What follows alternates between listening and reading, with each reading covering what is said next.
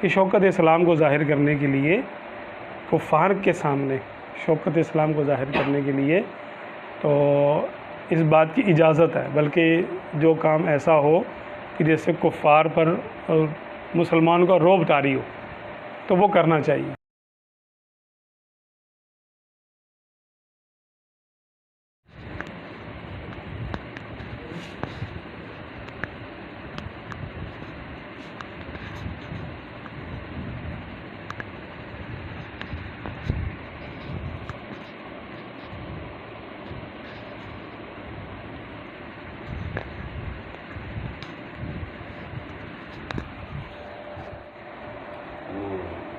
آپ نے فرمایا کہ عید کے دن اعلیٰ حضرت سے کسی نے پوچھا کہ لوگ گھوڑے میں آ رہے ہیں اور ہاتھیوں پہ آ رہے ہیں اور ڈھول کے ساتھ آ رہے ہیں، اور فرمایا ٹھیک ہے، اللہ نے جس کو جو نعمت دی ہے اس کا اظہار کرنا چاہیے۔ تو اس میں ایک تو یہ ڈھول کا سوال پوچھنا تھا، ایک تو یہ دوسرا یہ پوچھنا تھا کہ ابھی بھی ہم کو ایسا کرنا چاہیے، تو پھر سادگی اور یہ چیز دونوں کیسے مینیج کریں؟ میرے خیال ڈھول کا سوال تھا، یہ ڈھول کے الفاظ میرے ذہن میں نہیں ہے، ہو سکتا ہے کہ نکارے وغیرہ وہ کرتے نا، بجاتے ہیں کہ بھئی وہ ایک اعلان کے لیے ہوتا ہے، ہو سکتا ہے ڈھول بھی ایسا ہو کہ جو اعلان کے لیے ہو اگر کہیں ہوگا تو۔ بہرحال اعلیٰ حضرت نے فرمایا اس کے جواب میں کہ شوکت اسلام کو ظاہر کرنے کے لیے کفار کے سامنے شوکت اسلام کو ظاہر کرنے کے لیے تو اس بات کی اجازت ہے، بلکہ جو کام ایسا ہو کہ جس سے کفار پر اور مسلمانوں کا رعب طاری ہو تو وہ کرنا چاہیے۔ تو آج کے دور میں بھی ہم یہ کر سکتے ہیں، جس کے پاس گاڑی ہے، بڑی گاڑی ہے، اس کا اپنا ایک یا وہ حاکم ہے، آفیسر ہے، دولت ہے اس کے پاس، دنیاوی طور پہ جس کے لوگوں میں اہمیت ہوتی ہے، اگر وہ کوئی نعمت کسی کے پاس ہے تو وہ ایسے موقع پر وہ ضرور ظاہر کرے جب جو اسلام کی شوکت کو ظاہر کرنے کا موقع ہے۔ ذاتی نمود کے لیے تو ظاہر سی بات منع ہی ہوتا ہے، تو شرعاً ہی منع ہے، لیکن جہاں کہیں اسلام کا معاملہ آئے تو وہاں شوکت اسلام کو ظاہر کرنے کے لیے اب جو تقوی پرہیزگاری ہے وہ تو دیکھیں اندر کا معاملہ، تقوی ہاں ہونا، تقوی تو یہاں ہوتا ہے۔ اب تقوی سے جو ظاہری تقوی کی علامتیں ہیں، نیچی نگاہیں اور شرافت کا کلام اور یہ وہ تو بہت سارے لوگ اس کو اہمیت دیتے ہی نہیں ہیں، وہ اس کو کمزوری سمجھتے ہیں۔ اور اگر کوئی شخص ہو وہ اچھا ہو، اندر سے بھی اچھا ہو اور باہر سے بھی اگر وہ اپنی شان و شوکت ظاہر کرتا ہے، مسلمانوں کی شان و شوکت بنا کر، تو اس کی اجازت ہے، بلکہ وہ اچھا ہے، کرنا چاہیے ایسا۔ تو یوں ہی ہے کہ جو اہل حق ہیں، مسلک اہل حق والے ہیں، ان کو بھی یہ چاہیے کہ اپنے کوئی ایسا موقع جب آئے، اب جیسے ہمارے یہاں پر جو ہیں وہ 12ویں شریف ہے، 11ویں ہے، جو ایک علامت اور ایک شعار سمجھی جاتی ہیں، وہ اگر ان پر ہم ایک بلب بھی لگاتے ہیں تو وہ اہل سنت کے کھاتے میں آتا ہے، تو اس سے شوکت اسلام ظاہر ہوتی ہے۔ حج کیا ہے؟ حج میں سب کو ایک جگہ جمع کرنا، جہاں اس کے اور فوائد بھی ہیں، وہاں ایک فائدہ اس کا یہ بھی ہے کہ شوکت اسلام ظاہر ہوتی ہے کہ ماشاءاللہ اتنے جگہوں سے اتنے سارے لوگ ہیں کہ جو آپ صلی اللہ علیہ وسلم کے غلام ہیں اور اللہ تعالیٰ کو ماننے والے ہیں۔ تو اس طرح اگر کوئی کرنا چاہے تو اچھی بات ہے۔ ایک سوال تھا کہ کیا صبر رضا کے مخالف؟ صبر رضا سے پہلے کا معاملہ ہے، مخالف نہیں ہے، بلکہ اس سے پہلے کی سیڑھی ہے۔ رضا کا مقام صبر سے اوپر ہے۔ صبر تو ایسا ہو جاتا ہے کہ انسان جو ہے وہ کچھ نہیں کر سکتا، اس کو وہ کام اچھا نہیں لگ رہا، مثال کے طور پہ اس کو کوئی مصیبت آ گئی کسی شخص کو، اور اہل سلوک میں بھی یہی ہے کہ کوئی ناپسندیدہ چیز اس کو پیش آ گئی، جان میں، مال میں، اہل و عیال میں، کہیں پر کوئی ایسا معاملہ پیش آ گیا جو اس کو پسند نہیں ہے، نقصان ہو گیا، بیماری آ گئی, تنگدستی آ گئی, گھر میں بچوں میں کوئی مسئلہ ہو گیا, اب اس نے اس کو من جانب اللہ سمجھ کے خاموش ہو گیا, لیکن اس کو باطنی طور پہ کوئی خوشی نہیں ہوئی اس کو.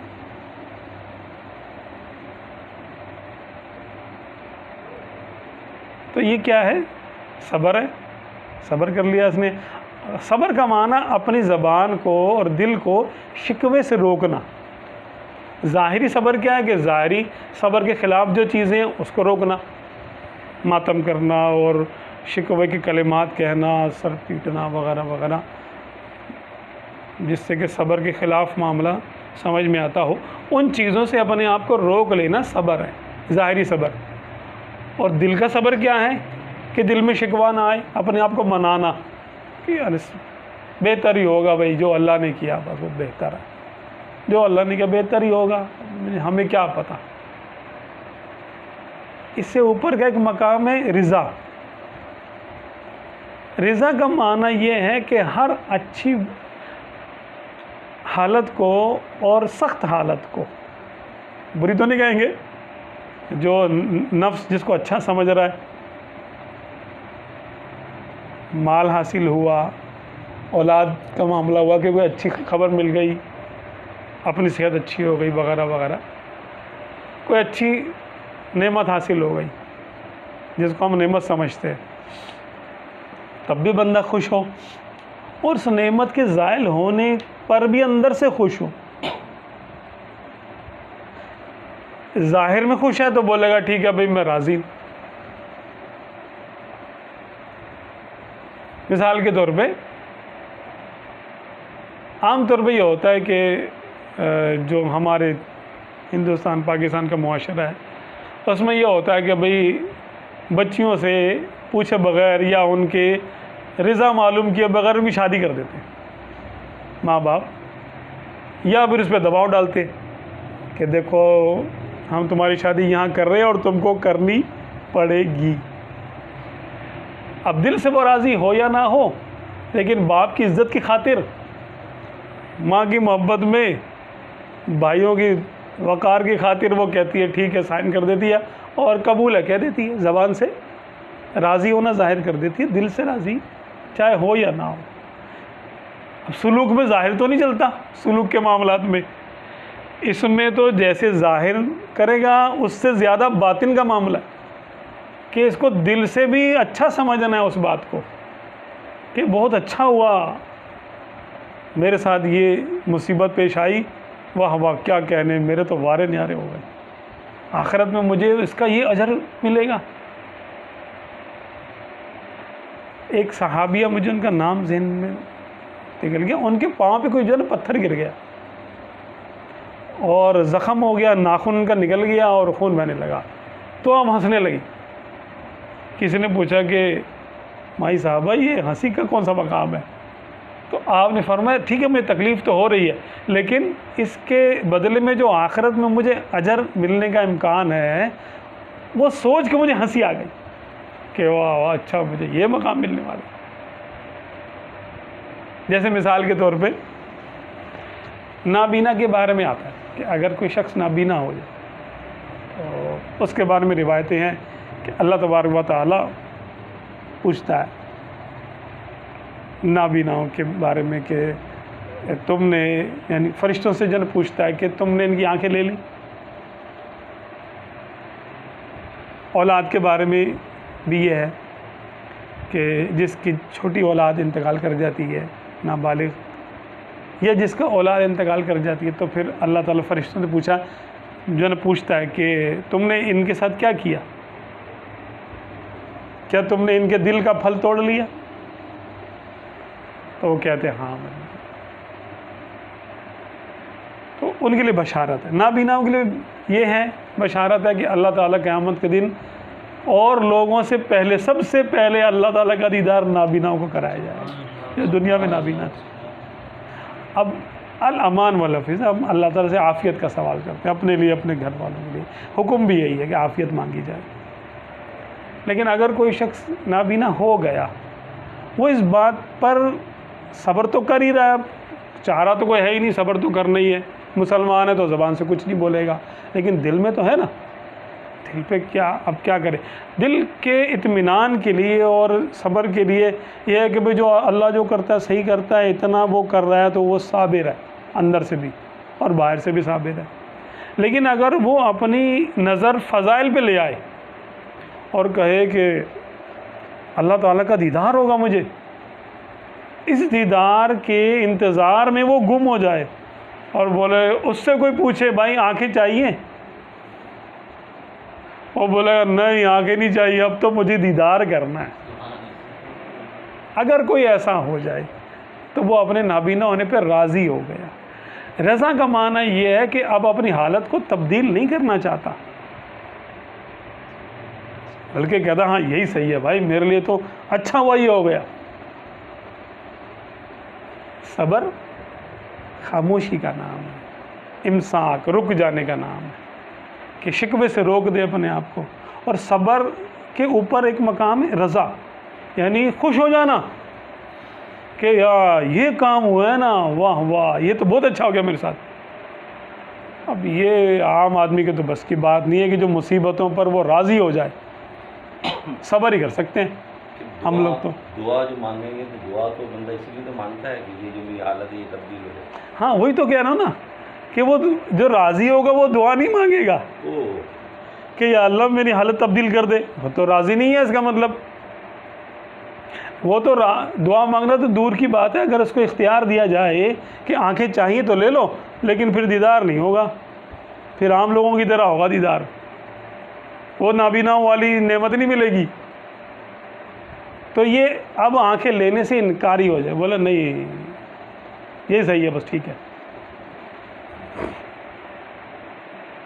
ایک صحابیہ آپ صلی اللہ علیہ وسلم کی بارگاہ میں حاضر ہوئیں اور عرض کی سرکار مجھے مرگی کا دورہ ہوتا ہے اور میرا لباس جو ہے وہ میں اس کو سنبھال نہیں پاتی, تو آپ میرے لیے دعا فرما دیں. فرمایا کہ اگر تم صبر کرو تو تمہارے لیے جنت ہے. عرض کی ٹھیک ہے میں اس پہ راضی ہوں. ہاں آپ یہ دعا کر دیں کہ میرا لباس سلامت رہا کرے میرے جسم پر, چاہے دورہ آئے تو آئے, میری بے پردگی نہ ہوا کرے. تو آپ صلی اللہ علیہ وسلم نے ان کے لیے دعا فرما دی. تو راوی کہتے کہ ان کو پھر بعد میں مرگی کا دورہ ان کو ہوتا تھا لیکن بے پردگی نہیں ہوتی تھی. تو ان کو موقع ملا کہ چاہیں تو دعا کرا لیں مرگی کے جانے کی اور چاہیں تو جنت لے لیں. تو انہوں نے کس چیز کو اختیار کیا؟ رضا. رضا ان کی جنت میں کہ بیماری میں جھیل لوں گی, کوئی مسئلہ نہیں, کتنے دنوں کی بات ہے, کتنے دنوں کی بات ہے, تھوڑے عرصے میں دنیا سے جانا ہی ہے. نعمتوں میں گم ہو کے چلے جائیں یا یعنی جو ہے وہ سخت حالات کا یا جو مصیبتوں کا سامنا کرتے کرتے دنیا سے چلے جائیں. فضیلت تو پھر اسی کی ہوئی رضا کی. رضا کی مقام ہے, رضا سے اوپر ہی سارے مقام ہیں پھر جو محبوبیت کے ہیں نا. اگر کوئی قابل ذکر مقام ہے رضا کا مقام ہے وہ کہ بندہ اللہ سے راضی ہو گیا, صبر کر رہا ہے, تو یہ ہلکا مقام ہے. ابھی رضا اس سے اوپر کا مقام ہے. یہ والا معاملہ. نعمت کیا ہے؟ نعمت کیا چیز ہے؟ ہاں نعمت ہر ایک کے لیے الگ الگ ہے, اور اصل نعمت بزرگان دین جو ارشاد فرماتے ہیں, جو اہل دل ہیں, جو حقیقت کو جانتے ہیں, وہ ہیں حب الہی.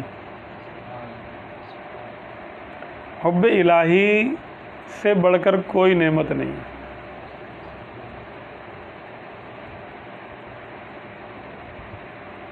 بالفرض کسی کو خدا سے ہم کلام ہونے کا موقع مل گیا لیکن محبت نہیں ہے اس کو, کیا فائدہ؟ شیطان بھی تو ہم کلام ہوا تھا, حب نہیں تھی نا اس کو, محبت نہیں تھی. شیطان ہم کلام ہوا بغیر محبت کے, حجت میں قائم ہوا نا. اس نے حجت کے لیے آ گیا کہ مجھے کیوں تم نے گمراہ کیا, مجھے تو نے گمراہ کیا, جو اس کے بدتمیزوں والی جو نا کلمات ہیں اس کے شیطان کے. تو کلام تو اس نے بھی کیا اللہ تعالیٰ سے بغیر محبت کے, کہ آپ صلی اللہ علیہ وسلم کو دیکھنے والے کتنے اور کلام کرنے والے کتنے ہیں. جس نے محبت سے دیکھا اس کو دیکھنا فائدہ کرے گا, اور جس نے محبت سے نہیں دیکھا اس کو دیکھنے کا کیا فائدہ. تو پتہ یہ چلا کہ کسی نعمت اہل ایمان کے نزدیک اور اہل اللہ کے نزدیک محبت و حب الہی ہے. یہ اصل محبت ہے, اصل نعمت ہے.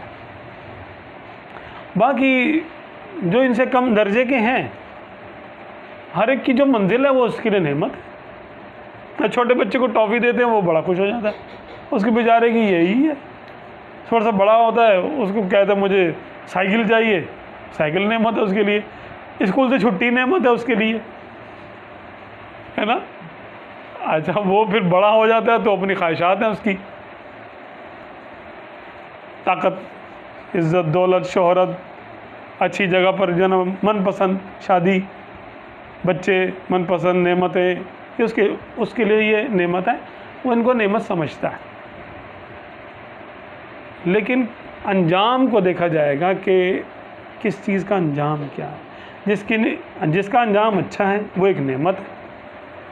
سب سے بڑی نعمت تو حب الہی ہے نا, چھوٹی نعمتیں بھی ہیں. جس چیز کا انجام اچھا ہے, جو اللہ اس کے رسول کی طرف لے کر جا رہا ہے بندے کو, علم بھی نعمت ہے, مال بھی نعمت ہے, صحت بھی نعمت ہے, دولت بھی نعمت ہے, شہرت بھی نعمت ہے. اسی طرح ہر اللہ تعالیٰ کی طرف سے آنے والی ہر چیز نعمت ہے. اگر اس کو بندہ صحیح استعمال نہ کرے تو یہی چیز زحمت ہے. علم زحمت ہے, دولت بھی زحمت ہے, وغیرہ, اولاد بھی زحمت ہے, فتنہ ہے, مال بھی فتنہ ہے, زحمت ہے. تو بات یہ کہ انما الاعمال بالخواتیم اور انما الاعمال بالنیات دونوں ہے نا, کہ اعمال کا دار و مدار نیت پر بھی ہے کہ بندہ کس نیت سے کام کر رہا ہے, اور اعمال کا دار و مدار خاتمے پر بھی, اختتام کیا ہے, نتیجہ کیا نکلا. نتیجہ اچھا تو وہ چیز نعمت, نتیجہ برا تو وہ چیز فتنہ یا زحمت.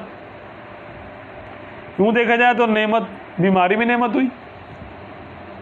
اگر اسے صبر کرتا ہے اور راضی ہو جائے تو پھر بہت بڑی نعمت ہو گئی اس کے لیے. ہر مصیبت ایک نعمت بن سکتی ہے اور ہر نعمت ایک مصیبت بن سکتی ہے.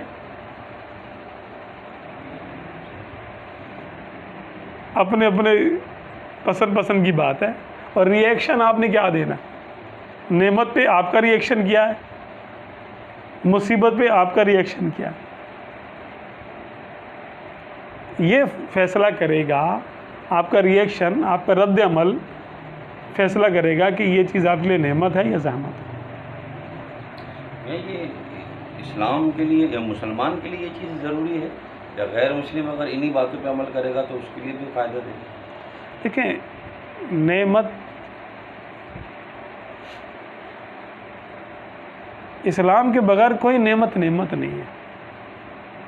ہر نعمت وبال ہے. ایمان کے بغیر ہر نعمت ایک وبال ہے, کوئی حیثیت نہیں اس کی, کیونکہ اس کا حساب تو دینا ہے اس کو. اب حساب کس چیز کا دے گا, وہ تو کلمہ ہی نہیں پڑھا اس نے. جو سب سے پہلا فرض تھا کہ تم ایمان لاؤ وہی نہیں لے کر آیا, تو باقی تو سارا وہ بے حساب جہنمی ہے نا. کفار بے حساب جہنمی ہے, ان کے اعمال کا کیا حساب ہوگا. اگرچہ ان کی سزا ملے گی, جو کفار ہوں گے ان کو ایمان نہ لانے کی بھی سزا ہے, اور ایمان نہ لانے کے بعد جتنی نمازیں چھوٹی اچھا اس کی بھی ان کی الگ سزا ہے کہ ایمان کیوں نہیں لائے اور پھر نمازیں کیوں نہیں پڑھی. تو ان پر تو ہے ہی نہیں نا نمازیں. کس نے کہا نہیں ہے؟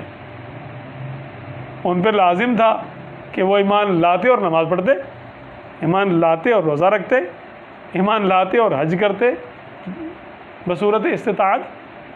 ایمان لاتے زکوٰۃ دیتے،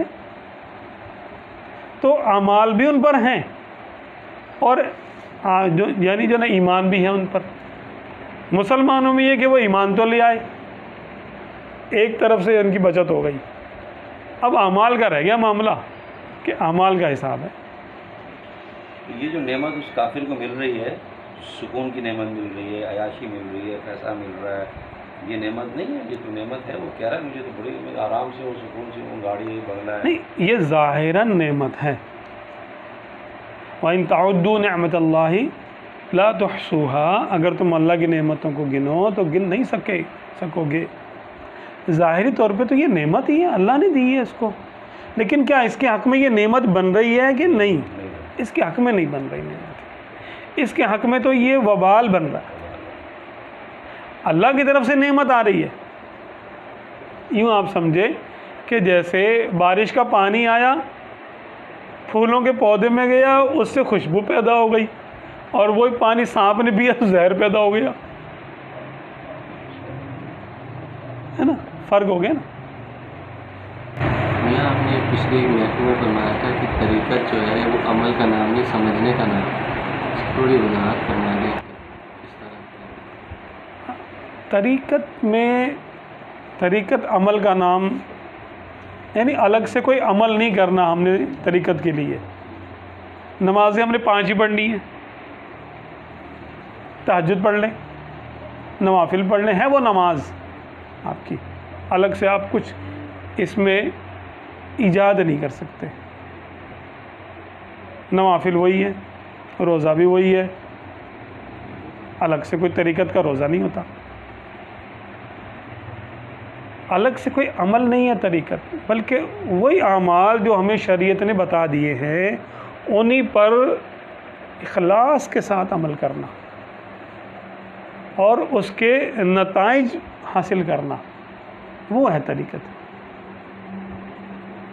جیسے مثال کے طور پہ شرعی روزہ کیا ہے کہ امور ثلاثہ سے، صبح صادق سے لے کر غروب آفتاب تک 3 کاموں سے بچنا، یا اس کے ذیل میں جو کام آتے ہیں 3 کاموں سے بچ جانا۔ اچھا، یہ شرعی طور پہ ظاہراً یہ روزہ ہو گیا۔ نتیجہ کیا ہے اس کا؟ لعلکم تتقون۔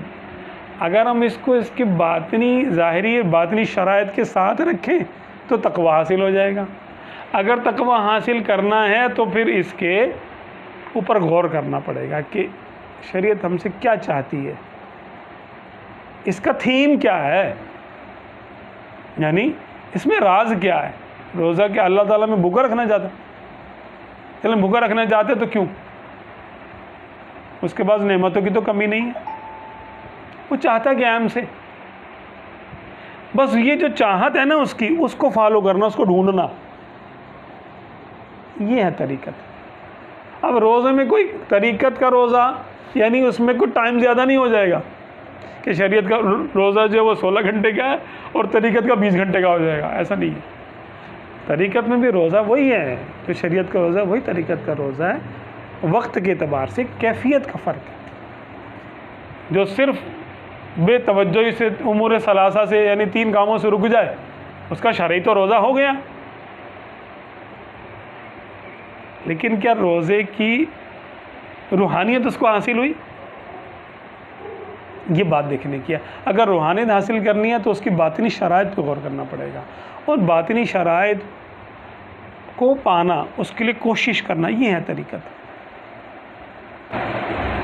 نماز بھی اسی طرح کہ نماز فحاشی سے روکتی ہے، تو اس کے اندر بھی اس کے ساری جو باطنی شرائط ہیں اس کے ساتھ ہی فائدہ دے گا۔ ہاں دیکھیں، جس عمل کا نتیجہ خراب نکلے، اس کا مطلب وہ حقیقت میں عمل ہمارے نام سے لکھا ہی نہیں گیا، یعنی ہمیں اس کا فائدہ نہیں ہوا کوئی۔ نماز اگر ہمیں بے حیائی اور بری کاموں سے روک ہی نہیں رہی ہے، نماز ہم پڑھے چلے جا رہے ہیں، سود کھائے چلے جا رہے ہیں، نماز پڑھے چلے جا رہے ہیں، فوج کلامی گالیاں دیے چلے جا رہے ہیں، سنے چلے جا رہے ہیں، نماز ہم پڑھے چلے جا رہے ہیں، مال حرام کھا رہے ہیں۔ دوسروں کا دل دکھا رہے ہیں، حقوق اللہ حقوق العباد پامال کرتے چلے جا رہے ہیں۔ وہ نا میں چوتھی بار عمرہ کر رہا ہوں، وہی ہے نا ایک شعر بھی کہ میرے پڑوسی بھوکے ہیں اور میں چوتھی بار عمرہ کر رہا ہوں۔ پڑوسیوں کا خیال نہیں ہے، غریبوں کا خیال نہیں ہے، لحاظ نہیں ہے، اور عمرے پہ جا رہے ہیں، حج پہ حج کر رہے ہیں، عمرہ کر رہے ہیں، خیال نہیں ہے کچھ۔ ہمارے شاگرد ہیں، ان کی فیکٹری ہے ان کی ایک کام کی، تو مجھ سے کہنے لگے کہ وہ ہم جو ہے آپ مجھے کوئی طریقہ بتائے، بڑا قرض میں تھا بیچارہ بہت زیادہ، تو میرے پاس آیا، کہنے لگا کہ میں کیا کروں، نمازی پرہیزگار سارے معاملات۔ تو میں نے کہا یار آپ نے یہ پیسہ جو دینا ہے تقریباً 8.5 کروڑ روپے کا قرضہ تھا ان کے اوپر۔ میں نے کہا تو یہ آپ نے کیسے ہو گیا؟ بولا پارٹیوں کے پیسے ہیں اور ہم نے جو ہے وہ آگے مال دے دیا اور لوگ ہمیں واپس نہیں کر رہے۔ میں نے کہا اچھا، سود پہ پیسے لیے تھے لوگوں سے، پارٹیوں سے جو پیسے لیے تھے، قرض لیا تھا، سود پہ تھا۔ تو ایک نے بولا کہ میں اپنے جو میرے بڑے بھائی ہیں وہ سارے معاملات دیکھتے ہیں، میں ان سے پوچھ لیتا ہوں، یعنی آج تک ان سے پوچھا ہی نہیں۔ اب میں گیا، میں نے سب کو بٹھایا، باپ بھی بھائیوں کو سب کو بٹھایا، سب اللہ کا شکر ان کی سمجھ میں آ گیا۔ کہنے لگے آج سے ہم اس سے توبہ کرتے، سود کا معاملہ تھا کچھ ان کا۔ تو میں نے کہا یہ اگر آپ کرتے ہیں تو انشاءاللہ تعالیٰ آپ کا چند دنوں میں معاملہ حل ہو جائے گا۔ کہنے لگے ہم کرتے ہیں۔ تو 1 سال کے بعد وہ بندہ میرے پاس آیا، سال میں شاید اس کو رابطہ کیا ہو، نہیں کیا۔ کہنے لگا جی ہم نے قرضہ سارا اتار دیا ہے، اور اب ہم نے جس فیکٹری میں تھے ہم جو نا کرائے پہ تھے ہم نے خرید لی ہے، اور گاڑیاں بھی خرید لی 2-3 بڑی گاڑیاں، ایک گاڑی میں آیا تھا یہاں پر۔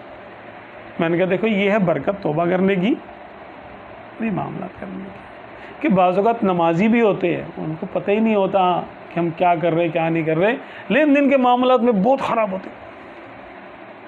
حدیث پاک میں کہ تمہارا دین تمہارے معاملات ہیں، اپنے معاملات کو سنبھالو، دین تمہارے معاملات ہیں، معاملات کو سنبھالو۔ ماں باپ ناراض ہو، قریبی رشتہ دار بلا وجہ ان سے جو ہے نا بگڑی ہوئی ہے، کٹ آف کیا ہوا، سلام بھی نہیں ہو رہا، سلام کلام نہیں ہے، مرنا جینا نہیں ہے، بات چیت بند ہے، اس کو کہتے ہیں قطع رحمی۔ نماز پڑھ رہے ہیں، پردہ بھی کر رہے ہیں، لیکن بہت سارے معاملات میں دیکھیں کہ خرابی پیدا ہو رہی ہے۔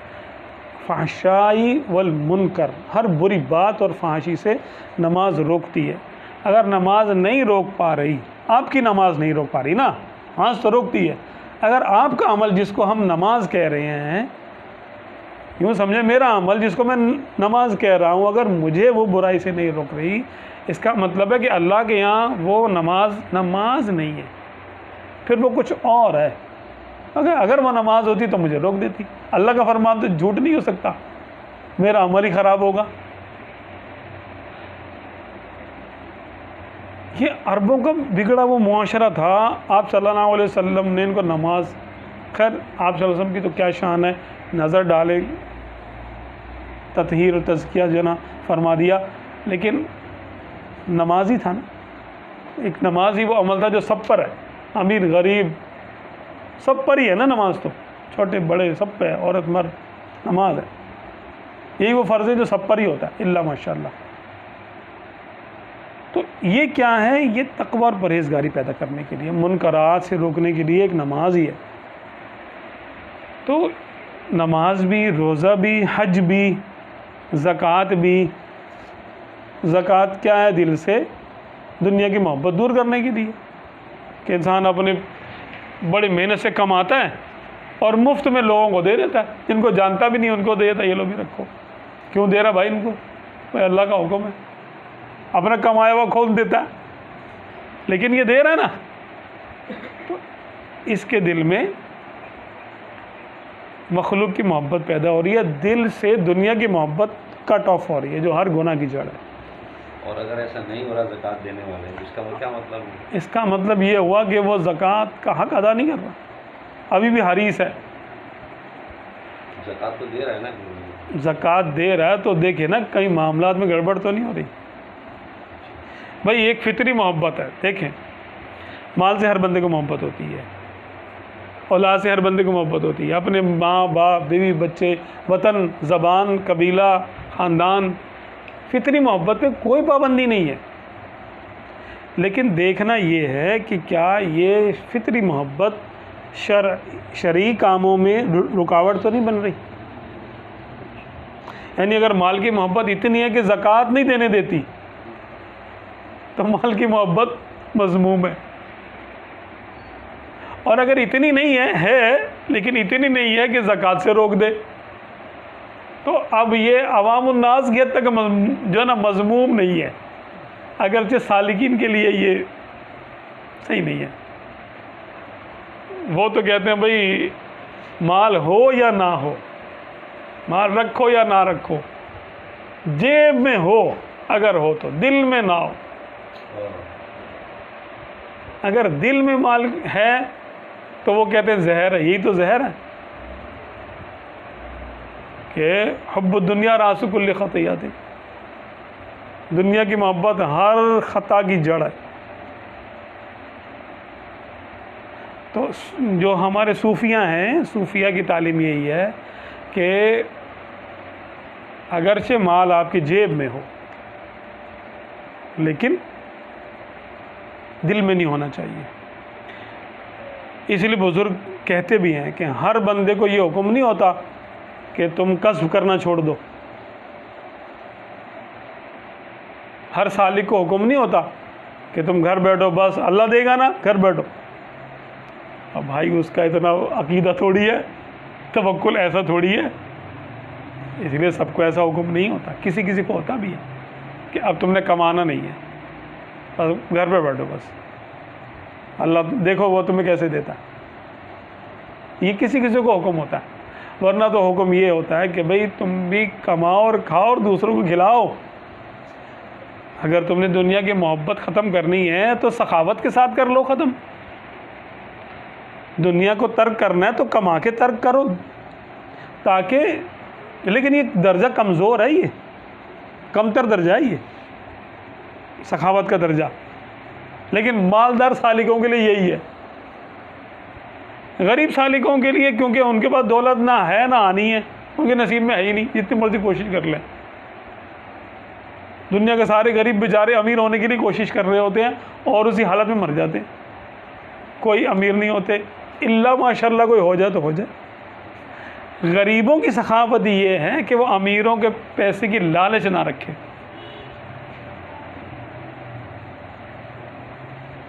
غریبوں کی جو ہے نا سخاوت یہ ہے کہ وہ دیکھ رہے ہیں کہ میرے رب نے اس کو بھی دیا، اس کو گاڑی دی، اس کو بنگلہ دیا، اس کو حکومت دی، اس کو اقتدار دیا، اس کو نعمت دی، اس کو یہ دیا، اس کو وہ دیا، مجھے ان میں سے کچھ بھی نہیں دیا۔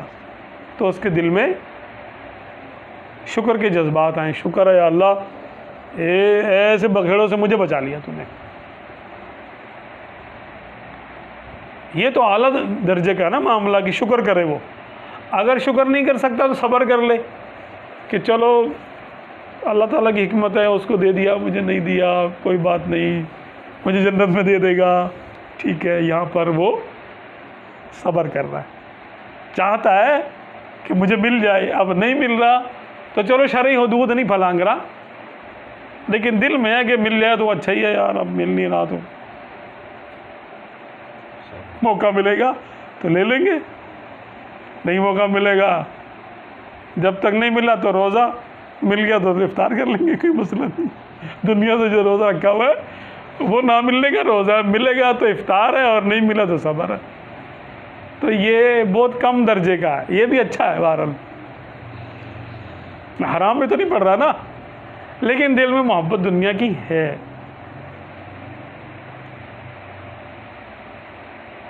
تو مالداروں کی یہ ہے کہ وہ سخاوت کے ذریعے اپنے دل کو صاف کرے دنیا کی محبت سے، اور غریبوں کے لیے کیا ہے کہ وہ حرص کو چھوڑ دے، اپنے لکھے پر راضی ہو جائے کہ میرا یہ نصیب اللہ نے لکھا ہے اور وہ کبھی کسی پہ ظلم نہیں کرتا۔ اگر میرے لیے مال بہتر ہوتا، اولاد بہتر ہوتی، مقام و مرتبہ، شہرت، دولت بہتر ہوتی، اللہ مجھے ضرور دیتا۔ اب اس نے جتنا دیا ابھی بھی کروڑوں سے بہتر دیا، ابھی بھی اگر دیکھا جائے تو میرے سے اوپر کم لوگ ہیں، نیچے بہت زیادہ لوگ ہیں۔ کوشش کرے گا نہیں، کوشش کرے گا، کوشش تو اس میں نہیں آئے گی نا، بے ادبی میں نہیں، کوشش تو بے ادبی میں نہیں آئے گی۔ بات یہ ہے کہ جو ضرورت کی چیزیں ہیں اس کے لیے کوشش کرنا چاہیے، اس کو دن رات کوشش کرنا چاہیے، اپنے گھر والوں کے، اہل و عیال کے لیے اس کو کوشش کرنی چاہیے، اپنا دینی فریضہ سمجھ کے، لالچ میں نہیں، لالچ میں نہیں۔ یہ باریک معاملات ہیں جس کو اللہ سمجھ دے دے کہ میں یہ کر رہا ہوں، یہ فرض سمجھ کے کر رہا ہوں یا لالچ میں کر رہا ہوں، اور اس کے درمیان بال برابر فرق ہے کہ ہو سکتا ہے وہ فرض سمجھ کے کر رہا ہو اور پھر جب ملے تو لالچ آنا شروع ہو جائے، اور جب اللہ تعالیٰ جس کو بچائے۔ لیکن بہرحال یہ دعا کرنی چاہیے، یا اللہ مجھے نفس کی لالچ سے بچا۔ سیدنا ابو بکر صدیق رضی اللہ عنہ کی دعا ہے ایک بڑی پیاری، چاہیں تو آپ بھی مانگے، اللہم ابسط لی الدنیا وزاہدنی فیہا، اللہم ابسط، اے اللہ دنیا کو میرے لیے بچھا دے، بسیط، دنیا میرے لیے وسیع کر دے، وزاہدنی فیہا، اور مجھے اس سے بے رغبت کر دے۔ ارے واہ، اب آپ کی دعا قبول ہوئی، خلافت ملی آپ کو۔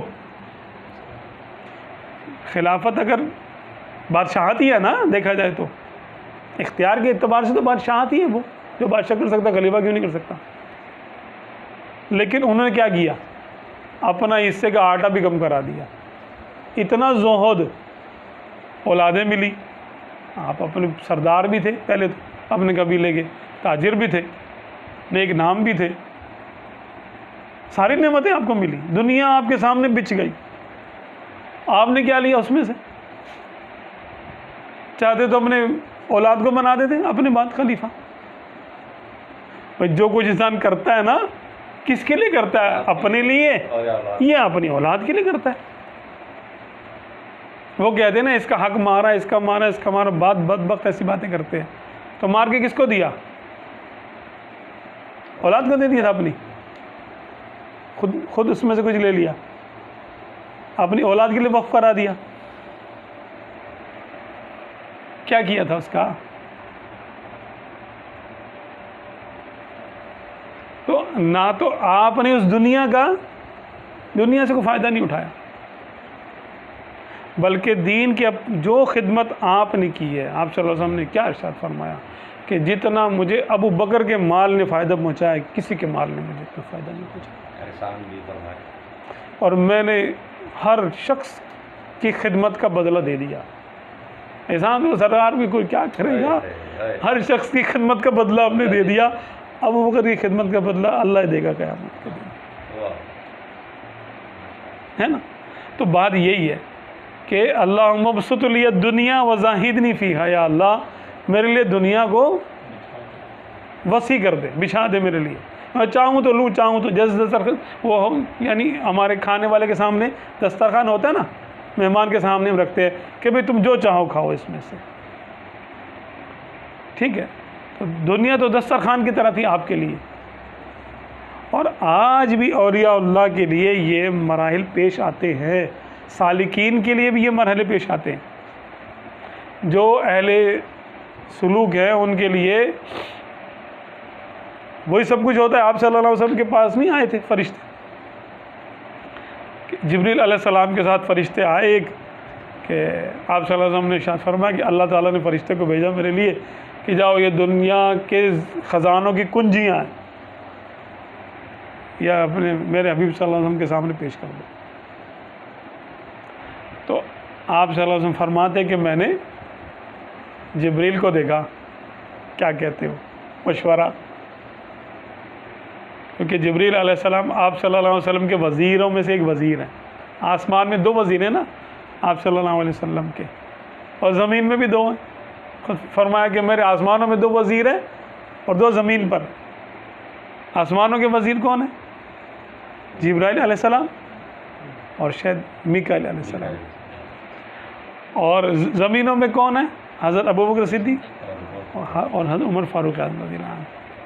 تو جبریل علیہ السلام سے آپ نے استفساراً نظر فرمائی کہ جبریل تم کیا کہتے ہو؟ تو انہوں نے زمین پہ ہاتھ مارا, اشارہ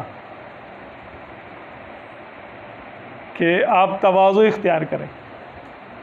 تو آپ صلی اللہ علیہ وسلم نے فرمایا کہ میں بادشاہ بن کے نہیں رہنا چاہتا, میں چاہتا ہوں کہ ایک دن کھاؤں تو اللہ تعالیٰ کا شکر کروں, ایک دن میں روزہ رکھوں تو میں صبر کروں. یعنی صبر و شکر دونوں جمع کیے آپ صلی اللہ علیہ وسلم نے. تو وہی سارے معاملات سالکین کو بھی پیش آ سکتے ہیں, گاہے گاہے آتے رہتے. جیسے کوئی موکل آ جائے گا یا کوئی فرشتہ عالم خواب میں یا کوئی ایسا مراقبے کے دوران اس کو دولت پیش کی جائے گی. ہاں بھائی دولت چاہیے, یا اس کے لیے ویسے ہی اسباب کو وسیع کر دیا جائے گا. ہاں بھائی کیا چاہیے؟ چاہیے تو لے لو, آگے کا راستہ بند ہے. پھر جب تک وہ اس کو ترک نہیں کرتا آگے کا راستہ بند ہے. اگر وہ ترک کر دے پھر آگے کا راستہ کھولا جاتا ہے اس کو.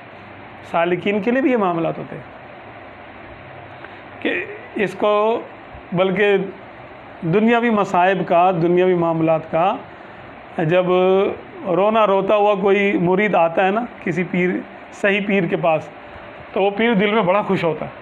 اس کا مطلب قبولیت ہو رہی ہے اس کی. وہ آگے بولے گا حضرت یہ معاملہ ہو گیا, فلانا ہو گیا, ڈھماکہ ہو گیا, یہ نقصان ہو گیا, یہ مصیبت ہو گئی, فلانا ہو گئی. تو اس کا مطلب ہے کہ ذکر اس کا آگے پہنچ رہا ہے, قبولیت ہو رہی ہے. یہ قبولیت کے انعامات مل رہے ہیں اس کو کہ کبھی بیماری آئے گی, کبھی تنگ دستی آئے گی, کبھی بچوں کا کوئی ہوگا, کبھی گھر کا, کبھی ادھر کا ادھر کا, عزت کا, سارے معاملات ہوں گے. بڑے بڑوں کے ساتھ ہوئے تو چھوٹے چھوٹوں کے ساتھ بھی ہوں گے. اللہ تعالیٰ سے عافیت مانگنی چاہیے, لیکن ایک راستے کا ہے نا کہ جو جس راستے سے گزرے گا, تو یہ راستہ تو ایسے ہی ہے, مٹی دھول سے اٹا ہوا ہے. آپ کوئی جائے گا تو دھول اڑے گی تو اس کے منہ پہ تو آئے گی. آگے کے معاملات میں خوشگوار وادیاں بھی اس میں بہت ہیں, چاہے تو وہاں قیام کر لے, آگے چلنا تو آگے چلے. صوفیہ میں تو یہ معاملات ہیں. وہ شب قدر کا فائدہ کیا ہوتا ہے؟ دیکھیے شب قدر کا فائدہ تو صحیح فائدہ تو اس کی قدر کرنے والے کو ہے. جو شب قدر کی قدر کر لے اس کو اس کا صحیح فائدہ حاصل ہو گیا. اور عمومی فائدہ ہر مسلمان کو ہے. بھائی عام طور پہ مسلمان اس میں نماز تو پڑھ ہی لیتے ہیں نا, جی جی تراویح پڑھ لیتے ہیں, جی. تو نہ چاہتے ہوئے بھی یعنی بلا ارادہ ان کو اس کا فائدہ ہو جاتا ہے. عوام الناس کو, عامت المسلمین کو, بھائی روزہ کھولا تو شب قدر میں روزہ کھول رہا ہے, وہ افطار کر رہا ہے, پھر دعا مانگ رہا ہے, ٹھیک ہے, نماز پڑھ رہا ہے, مغرب پڑھی شب قدر میں پڑھی نا, جی جی جی. عشاء پڑھی شب قدر میں پڑھی, تراویح پڑھی شب قدر میں پڑھی, ٹھیک ہے, پھر سحری کی, اگلے دن روزے کی نیت کی, شب قدر میں ہی ہو رہا ہے نا سارا کچھ. روزے کی اس نے تیاری کی, سحری میں اٹھا, اگر تہجد پڑھ لی تو پڑھ لی, نہیں تب بھی سحری کے لیے تو اٹھا نا, ایک نیک کام میں جو ہے نا مشغول رہا, اور یہ نیت لے کے سویا کہ میں نے روزہ کل کا رکھنا ہے. تو یہ نیت اس کو, جیسے کوئی تہجد کے لیے سو رہا ہے اور تہجد میں اس کی آنکھ نہیں کھلی تو ثواب اس کا لکھا جائے گا نا. تو اب کوئی سحری کے لیے سو رہا ہے, نیکی کی نیت کر کے سو رہا ہے, تو اس کا سونا بھی ایک درجے کا ثواب ہی ہونا چاہیے. تو یہ تو وہ فضائل ہیں کہ جو ہر عمومی طور پہ ہر مسلمان کو حاصل ہو ہی جاتے، اور اس کا پورا فائدہ جی وہ تو شب قدر جو قدر کرے اس کی، اپنے حیثیت کے مطابق اس کو پوری کوشش کرے. اگر کچھ نہیں کر سکتا تو جو آپ صلی اللہ علیہ وسلم کی دعا ہے بتائی ہوئی وہی پڑھ لے. وہ دعا کیا ہے؟ اللہم انک عفو تحب العفو فاعف عنی. کچھ لوگ اس کو ایسے بھی پڑھتے ہیں، اللہم انک عفو کریم، یا اللہ تو معاف کرنے والا مہربان ہے، کریم ہے، تحب العفو تو معاف کرنے کو پسند کرتا ہے، فاعف عنی یا غفور یا غفور یا غفور، اے غفور اے بخشنے والے مجھے معاف کر دے، معاف کر دے، معاف کر دے. تو یہ وہ کلمات ہیں جو آپ صلی اللہ علیہ وسلم کی طرف سے ریکمینڈ ہوئے ہیں کہ یہ تم پڑھ لو تو گویا تم نے شب قدر کی فضیلت کو پا لیا. اچھا، یہ کچھ لوگ کہتے ہیں کہ الفاظوں میں اضافہ نہیں کرنا چاہیے، کچھ کہتے ہیں کر سکتے ہیں، تو اب کیا کریں؟ کیونکہ تو وظائف میں ہے نا، وظائف سے آپ ایک مخصوص تاثیر لینا چاہ رہے ہوتے ہیں. وظیفے میں اور ان دعاؤں میں فرق ہے، وظائف میں اور ان دعاؤں میں فرق ہے. وظیفے میں تو یہ ہوتا ہے عدد کا حساب ہوتا ہے اس میں، کہ وہ کچھ کوڈ ورڈ ڈائلنگ ہوتی ہے، وہ کس آسمان کے کس فرشتے کس موکل کو جا رہا ہوتا ہے آپ کا پیغام، وہ انہی الفاظ میں جائے گا. اگر آپ نے ایک لفظ آگے پیچھے کر دیا نہیں جائے گا. کیونکہ وہ حدیث پہ کمی پیشی تو کر رہے ہیں نا بندہ دعا کے اندر. نہیں، وہ تو اللہ تعالیٰ سے دعا مانگ رہا ہے، کوئی مسئلہ نہیں. جیسے ہم لوگ کیا کہتے ہیں، سمع اللہ لمن حمیدہ، پھر کیا کہتے ہیں ربنا لک الحمد. تو اور ایک صحابی نے کیا بولا؟ حمدن طیبا مبارکن فیہ. تو آپ صلی اللہ علیہ وسلم نے سلام پھیر کے فرمایا یہ کس نے کچھ اضافی کلمات کہیں، کیا ہوا؟ کچھ آپ نے تفتیش فرمائی. تو ایک صحابی نے ڈرتے ڈرتے عرض کیا کہ میں نے یہ کلمات میں نے کہے تھے. فرمایا کہ میں نے فرشتوں کی کثیر جماعت کو دیکھا کہ وہ ان کلمات کو لینے کے لیے آگے بڑھے. تو آپ صلی اللہ علیہ وسلم دیکھتے تھے نا صلی اللہ علیہ وسلم، تو انہوں نے اپنی طرف سے اضافہ ہی کیا تھا نا، وہ ایک محبت میں آگے انہوں نے اضافہ کر دیا. ورنہ سمع اللہ لمن حمیدہ ربنا لک الحمد. اب اس میں اللہم ربنا ولک الحمد بھی کہہ دیتے، حمد کہہ دیتے ہے نا. تو حمدن طیبا مبارکن فیہ، یہ انہوں نے کلمات زائد بولے، اپنی طرف سے بولے. اس کو آقا صلی اللہ علیہ وسلم نے اس کو اوکے کر دیا کہ ایسا ہی اچھا کیا تم نے. تو اس کا فائدہ ہے کہ بخشش ہو جائے گی، شب قدر مل گئی اس کو. شب قدر ظاہر سی بات ہے کہ بخشش کی رات ہے، اللہ تعالیٰ معاف کرتا ہے. تو انا عند ظن عبد بھی، کیونکہ جس کی بخشش نہ ہو اس کا ثواب کا کیا تعلق ہو گیا؟ پھر بیچارے کی بخشش ہی نہیں ہے تو ثواب لے کے کیا کرے گا؟ 1000 سال کی عبادت کا ثواب ملتا ہے.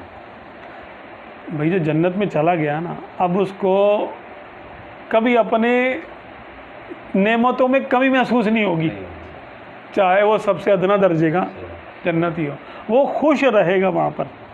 اب 1000 سال کی عبادت اس کو نہ ملی، ثواب نہ ملا، تب بھی وہ تو خوش ہے.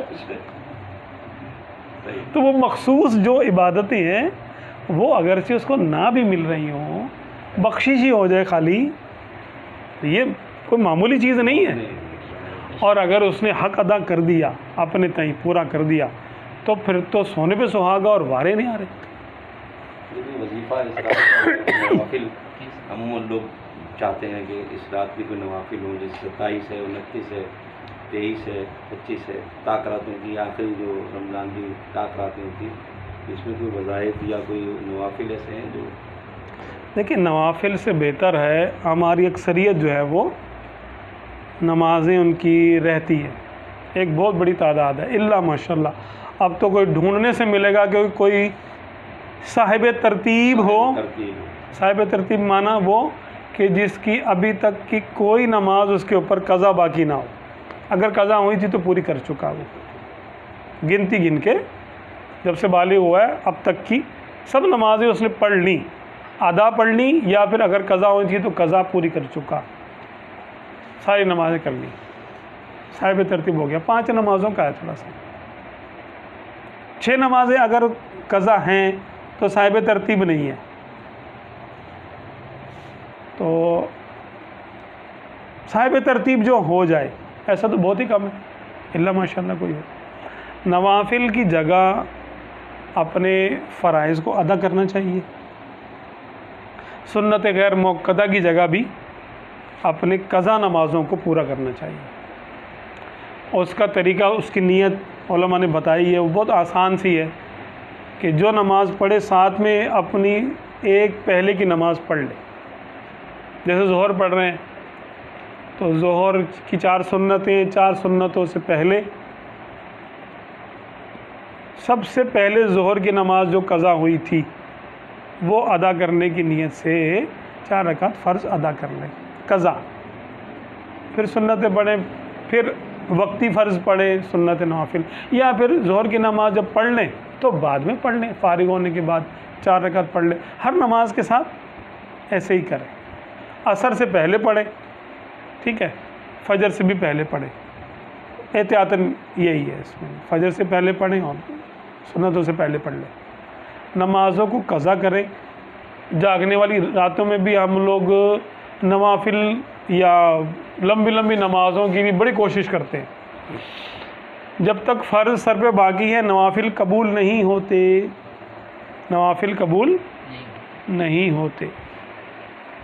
فرض نمازیں پوری کرنا پہلے ہے، ضروری ہے۔ اگر توبہ کر لی، یا اللہ میں نمازیں جو میری نمازیں قضا ہوئی ہیں میں ان سب سے توبہ کرتا ہوں، تو جو قضا کرنے کا گناہ تھا وہ معاف ہو گیا، لیکن نمازیں پوری کرنا، تعداد پوری کرنا وہ قرض ہے اور فرض ہے، وہ پوری کرنا ضروری ہے۔ تو نوافل کی تو بات بہت بعد میں ہے، اگر کوئی کرنا چاہے تو نوافل تو پھر بے شمار ہیں، جو اس کو یعنی پڑھنے میں آسانی ہو وہ پڑھ لے، استغفار کرے، درود شریف کی کثرت کرے، تیسرا کلمہ پڑھے، اس میں مصبحات عشرہ میں سے اس میں بھی ہیں، شامل ہیں، سبحان اللہ، الحمدللہ، اللہ اکبر، لا الہ الا اللہ، ہے نا۔ باقی جو اپنا درود شریف کی جو نا کثرت کرے، اور اپنے اوقات کی تقسیم کر لے جاگنے کے لیے۔ ویسے بھی اب تو وقت میں برکت ہی نہیں ہے، 2-3 گھنٹے کی ہوتی ہے رات، ایسی گزر جاتی ہے، بس ابھی کچھ پڑھنے کے لیے بیٹھو تو پتہ چلتا رات ہی ختم ہو گئی۔ یہی ہوتا ہے۔ جو لوگ صاحب ورد ہیں، جو کچھ ورد وظائف وغیرہ جو نہ کرتے ہیں، جب وہ رات میں بیٹھتے ہیں، اگر 12 بجے بیٹھے، 1 بجے بیٹھے تو فوراً 4 بج جاتے ہیں، کہتے ہیں یار وہ ٹائم ہی نہیں ہے، ختم ہو گیا ٹائم۔ تو اپنے معمولات، جو اہل سلوک ہیں وہ اپنے معمولات کو پورا کریں، اور جو عوام الناس ہیں وہ استغفار، درود پاک کی کثرت۔ ایک سنت سے جو چیز سنت سے ثابت ہو جائے وہ بدعت نہیں رہتی، ایک بار بھی ثابت ہو جائے، اس کی اصل اور جڑ موجود ہو اسلام میں۔ بدعت کیا چیز ہے؟ بدعت کیا ہے کہ جو چیز خلاف سنت ہو، سنت کو مٹائے۔ میں نے ایک بہت بڑے جو ہے نا بزرگ، ہمارے دور میں چھوٹا تھا، وہ اس وقت علامہ عبدالحکیم اختر شاہ جہاں پوری رحمۃ اللہ علیہ، جن کی کتاب ہے نا، کتاب ان کی کافی ساری ہے، لاہور کے ہیں وہ، تو نقشبندی تھے، ان کی کتاب کا نام ہے برطانوی مظالم کی کہانی، اختر شاہ جہاں پوری کی زمانے۔ آپ بخاری شریف کا آپ نے ترجمہ بھی کیا ہے، بخاری کا، ترمذی کا، ابن ماجہ شاید اس کا بھی کیا ہے، ابو داؤد شریف کا بھی کیا، سیاہ ستہ میں سے 4 کا آپ نے ترجمہ اور مختصر حاشیہ بھی لکھا ہے، بڑا پیارا ترجمہ ہے آپ کا۔ تو چھوٹا تھا میں، تو میں ان کے پاس جو نا میری حاضری ہوئی، تو ان سے میں نے جو نا پوچھا بدعت کیا چیز ہے، تو انہوں نے کہا، نچوڑ تھا یہ کہ جو چیز کسی سنت کو مٹائے، یہ کسی واجب فرض کو مٹائے، وہ بدعت ہے۔ مفہوم یہ تھا اس کا کہ جس چیز کو کرنے سے کوئی سنت اٹھ جائے بدعت ہے. اب جس کو کرنے سے سنت قائم ہو جائے وہ بدعت کیسے ہوئی؟ مثال کے طور پہ صرف و نحو صحابہ کرام نے نہیں پڑھی، عربی جانتے تھے. اب کوئی صرف و نحو پڑھ لے تو کیا سنت اٹھی یا سنت قائم ہوئی؟ قائم. دین قائم ہوگا نا صرف و نحو پڑھنے سے. مدرسہ بنایا، پکا بنایا یا کچا بنایا، جیسا بھی بنایا، مدرسے میں استاد کی تنخواہ لگائی. آپ صلی اللہ علیہ وسلم نے کبھی تنخواہ لی پڑھانے کی؟ اب سب لیتے ہیں، بدعت ہوئی نا. یہ کون سی بدعت ہے؟ یہ سنت کو اٹھا رہی ہے یا سنت کو قائم کر رہی ہے؟ دین کو اٹھا رہی ہے یا دین کو ثابت کر رہی ہے؟ مقرر کر رہی ہے نا دین کو مٹا رہی ہے یا دین کو پھیلا رہی ہے؟ تو جو بدعت یعنی نیا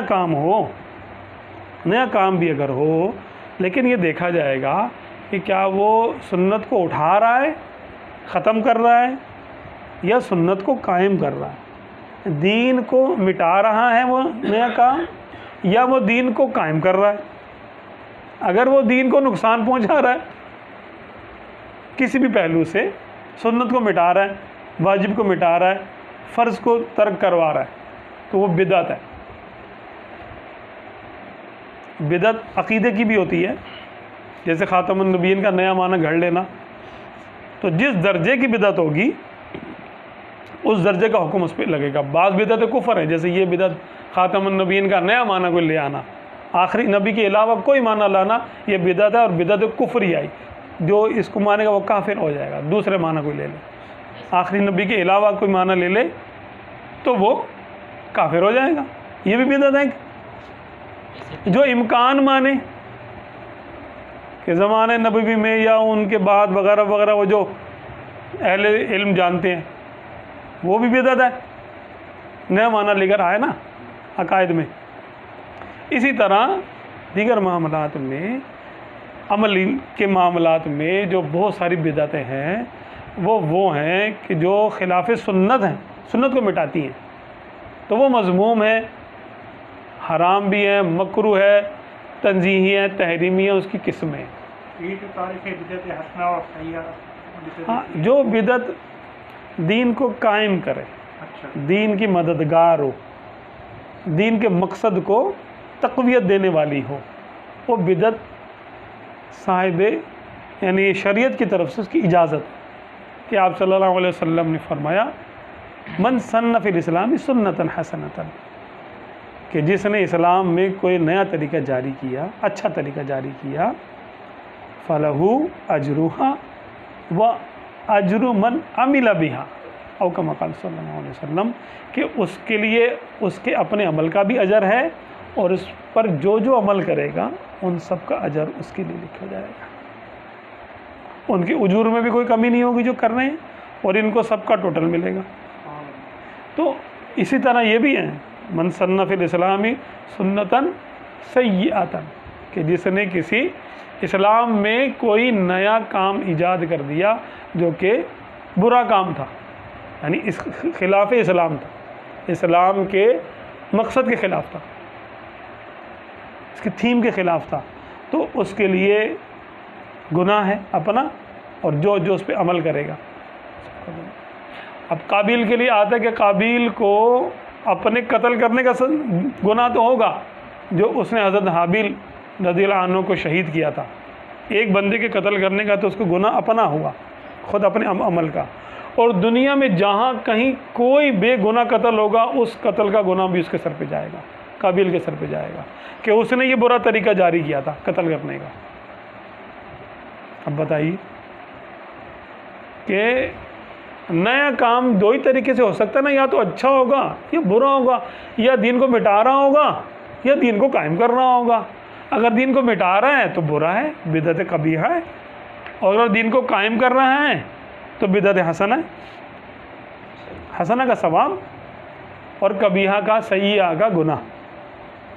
یہ بات. تو یہ حجت الوداع تو آخری حج کا، ہاں، یہ جمعۃ الوداع بھی کہیں تاریخ میں اس کا کوئی ذکر ملتا ہے؟ یہ اب اللہ و رسول عالم کی جمعۃ الوداع ہمارے یہاں پہ ذرا وہ یہ عمومی طور پہ کہتے ہیں یار جمعۃ الوداع ہے، آخری جمعہ ہے، تو لوگوں کی تعداد بھی بڑھ جاتی حالانکہ اس میں ہاں چلو کسی بہانے آئے، کسی بہانے آ جائیں جمعۃ الوداع کے اس میں آ جائیں. ویسے تو ہر دن ہی الوداعی دن ہوتا ہے، ایک دن ایک ہی مرتبہ زندگی میں آتا ہے اور پھر کبھی نہیں آئے گا وہ دوبارہ. لیکن جس نام پہ بھی لوگ آ جائیں دین کی طرف اچھی بات ہے. جمعۃ الوداع میں سارے 4 رکعت قضا پڑھیں اور 4 رکعت نفل پڑھیں تو ساری عمر کی جتنی قضا ہیں وہ معاف ہو جاتی ہیں، ایسی کچھ روایت ہے؟ نہیں ایسی کوئی روایت نہیں ہے. قضاء عمری ایسی نہیں ہوتی. قضاء عمری کی یہ ہو سکتا ہے معنی کہ انسان گڑ گڑا کے توبہ کرے، چاہے 4 رکعت پڑھے یا چاہے 2 رکعت پڑھے یا نہ بھی پڑھے. دعا یہ توبہ یہ کرے، یا اللہ آج تک میری جتنی نمازیں قضا ہو گئی ہیں، میں پکا ارادہ کرتا ہوں کہ میں اب اس کو قضا کروں گا، اور اب تک کی جو ہو گئی ہے اس میں جو دیر ہو گئی ہے دیر مجھے معاف کر دیں، میں پوری کر لوں گا. یہ وعدہ کر لیں اللہ تعالیٰ سے. یہی لکھا ہے اسلامی نظریے میں مفتی احمد یار خان نعیمی صاحب رحمۃ اللہ علیہ نے، کہ یہ کرے توبہ کرے، نماز پڑھنی پڑے گی، لیکن اب یہ جو قضا ہو گئی تو اس کا گناہ نہیں ملے گا. یہ ہاں وہی نا، وہ تو توبہ پہ ہے گناہ، کہ اگر وہ توبہ کر لے گا تو گناہ مٹ جائے گا اس کا. اچھی نماز پڑھنا بھی ضروری. نماز میں بھی ندامت ہی ہے نا اصل میں. نماز کے بغیر کوئی کہہ دے ایسے پھر نہیں معاف ہوں گے،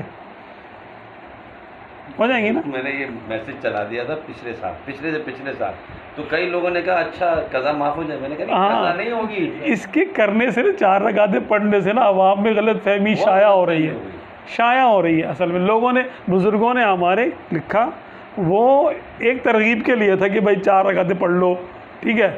تو اس کی روایت کیا ہے مجھے اس کا علم نہیں ہے. مجھے اس کا احمد خان نعیمی رحمۃ اللہ علیہ ٹھیک ہے، ان کو علم ہوگا بالکل، وہ تو ہمارے بزرگ ہیں، مسلمہ بزرگ ہیں. لیکن بطور فن حدیث کے مجھے اس کی شد بد نہیں ہے، مجھے نہیں پتہ اس کا کس درجے کی روایت ہے وہ. لیکن اگر کوئی، میں تو اس بات پہ کہہ رہا ہوں کہ کوئی 2 رکعت بھی نہ پڑھے، صرف دعائیں مانگ لے، یا اللہ اب تک جو میری نمازیں قضا ہوئی ہیں سچے دل سے معافی مانگتا ہوں تو مجھے معاف کر دے، تو کیا گناہ اس کا معاف نہیں ہو جائے گا؟ اللہ تعالیٰ کر دے گا گناہ معاف. جو امید نماز پڑھ کے ہے وہ نماز پڑھنے کے نہ پڑھنے کی صورت میں بھی ہے، اگر وہ سچے دل سے توبہ کر رہا ہے تو توبہ سے گناہ معاف ہو رہے ہیں. وہ توبہ سے اس کے وہ معاف ہو گئے جو اس نے تاخیر کی ہے. اگر 4 رکعت بھی پڑھ لے بہت اچھا ہے، کیونکہ بزرگوں نے لکھا ہے پڑھ لے. لیکن یہ نہ سمجھے کہ اس سے اب میری نمازوں سے جان چھوٹ گئی. وہ نمازیں پوری ایک ایک کر کے اس کو پڑھنی پڑیں گی جو قضا ہوئی ہیں، قضا پڑھنی پڑیں گی اس کو. ہاں جو تاخیر کی تھی، تاخیر کا گناہ معاف ہو جائے گا. بزرگوں نے اسی مقصد کے لیے لکھا ہے. یہ نہیں کہ بس 4 پڑھنی تو ختم ہو گیا، آپ کچھ بھی نہیں کرنا ہے اس کو. لکھا بھی یہی ہے، اس کو غلط نہیں ہے. ہاں لکھا بھی، سمجھ میں نہیں آتی نا لوگوں کے، پتہ نہیں کیا کیا بول دیتے بیچارے. شریعت اور طریقت کو ہم اس طرح ڈیفائن کر سکتے ہیں کہ جیسے نماز پڑھنا ہے آپ کو بے دلی سے پڑھیں، یا جو بھی مطلب اپنا فرض ادا کر رہا ہے وہ شریعت پہ چلے، اگر وہ اسی طرح اپنے دل کو کنورٹ کرنے کی کوشش تو وہ طریقت ہوگی. یہی معاملہ ہے کہ ایک چیز ہے وہ ظاہری شرائط کے ساتھ نماز ادا کرنا شریعت ہے، اور باطنی شرائط کو بھی مد نظر رکھنا یہ طریقت ہے. آسان الفاظ میں سے ظاہر باطن دونوں کو لے کے چلے تو یہ طریقت ہو گئی، طریقت کا ایک حصہ ہے. باقی اس میں صفائے قلب کے لیے جو اشغال ہیں، اوراد ہیں، مراقبہ جات ہیں، دیگر معاملات ہیں، وہ الگ ہے، وہ ایک پورا کورس ہے سمجھ لیں. تو طریقت کو ایک کورس کی شکل جو ہے نا حاصل ہے اس کو، تو وہ مختلف طریقوں سے ہوتا ہے. طریقت شریعت احکامات ظاہری پر عمل کرنا ہے.